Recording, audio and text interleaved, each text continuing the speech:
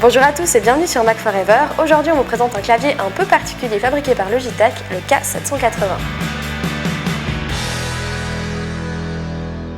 Alors ce qui frappe en premier, c'est son design avec ses touches toutes rondes mais surtout cette petite gouttière qui court sur toute la largeur.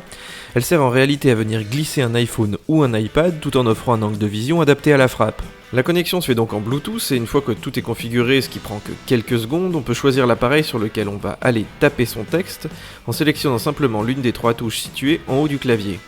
On peut donc l'utiliser sur le Mac, puis répondre à un SMS sur le téléphone, et même par exemple aller jouer sur son PC, puisque l'accessoire est également compatible Windows. Toutes les touches de fonction sont prises en charge, y compris avec iOS pour effectuer une recherche ou modifier le volume sonore par exemple. La finition du K780 est exemplaire, les plastiques sont vraiment de bonne qualité et le dessous du clavier ainsi que la gouttière sont revêtus de caoutchouc pour améliorer la stabilité. En revanche, pour supporter le poids d'un iPad, Logitech a dû lester un petit peu son clavier qui pèse pratiquement 1 kg. On peut donc y placer un iPad Pro mais plutôt en position horizontale.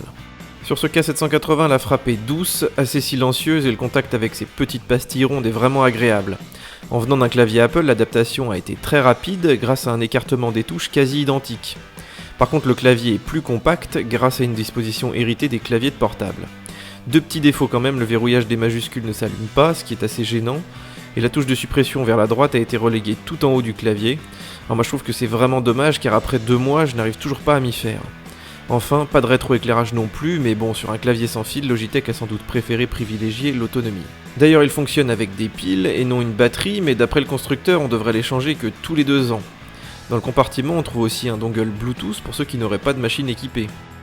Alors après plusieurs semaines à l'utiliser à 100%, j'ai vraiment hésité à remplacer le modèle d'Apple, mais plusieurs défauts me gênent encore beaucoup, comme le fait que la touche majuscule ne s'allume pas, ou encore ce placement un petit peu bizarre de la touche de suppression. Plus gênant, contrairement à un dock, la petite gouttière ne me permet pas de recharger facilement son iPhone, ni de brancher un câble, ce qui est vraiment dommage pour une utilisation sédentaire. Autre problème, le clavier étant Mac PC, Logitech a placé les 2 configurations avec des couleurs différentes, mais celles du Mac sont vraiment assez peu visibles, tous les symboles sont un petit peu trop noirs. Pour le reste, ce K780 est vraiment convaincant, et si ces quelques défauts ne vous dérangent pas plus que ça, l'idée générale de pouvoir switcher entre vos différents appareils en quelques secondes est vraiment bonne. On aimerait d'ailleurs bien qu'Apple s'en inspire un peu. Proposé à une centaine d'euros, le K780 deviendra chez certains à coup sûr le clavier ultime pour se connecter à tous leurs appareils. Le lien pour se le procurer se trouve juste en dessous de cette vidéo. Voilà, j'espère que ce petit test vous a plu. Si c'est le cas, n'hésitez pas à mettre des petits likes sous la vidéo, à vous abonner à la chaîne et nous on se retrouve sur Mac Forever.